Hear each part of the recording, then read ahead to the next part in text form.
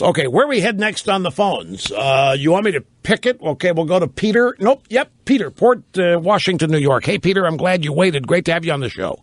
Nice to talk to you, Rush. Now that it's apparent more than ever that we need a global response in the war on terror, I'm wondering why we don't use our international aid as leverage, meaning no country that gets one penny of international aid should not be involved actively in the war on terror.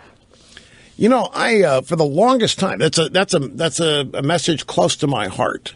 For the longest time, I have had a theory about foreign aid. Now, it's not all that much money in the big scheme of things. And when you compare the amount of money we spend on foreign aid in the budget compared to the whole budget, it's a minuscule amount taken by itself, depending on other things that can be seen as a lot of money. But I've always thought, why in the world are we giving money to people that don't support us? Why in the world we give money to people that end up ripping us and criticize? Why do we end up giving foreign aid to certain countries which actively work against us? I have always thought that foreign aid should be merit-based. Okay, if you want foreign aid from the United States, we're going to have a list. And we're going to have the good list or we're going to have the excrement list. And if you get on our excrement list, you're on it for a while. It's going to take you years to get off of it. If we're going to give you X number of dollars every year, you had better love us. You had better respect us. You had better support us. You had better say good things about us. And you had better fall in when it comes to policy, defending and protecting freedom and the United States around the world. And if you don't, you end up on the excrement list and you don't get any more money. And you're on that list for years. It's going to take you 2-3 years of proper behavior before you get back on the good list and can once again receive American foreign aid. So your question,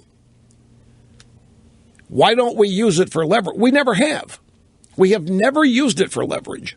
Well, that's probably not correct to say in a blanket way. But clearly, foreign aid has political connotations and reasons behind it, not just securing support for the United States. There's any number.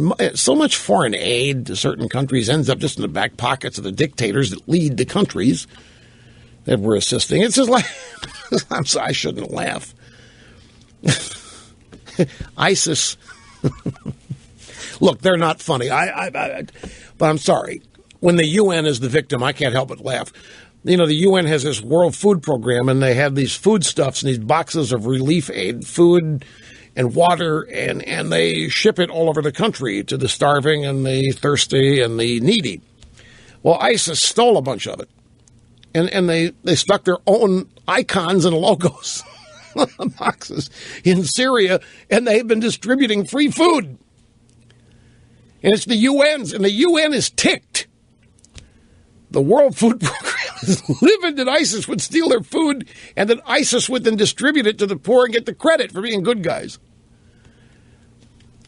So the UN's getting a little taste of its own medicine in terms of how we in America sometimes feel when nations we extend lots of money to and donate money, give money to foreign aid, end up not acting in an allied way or status. Sit tight, my friends. We got much more. As always, be right back.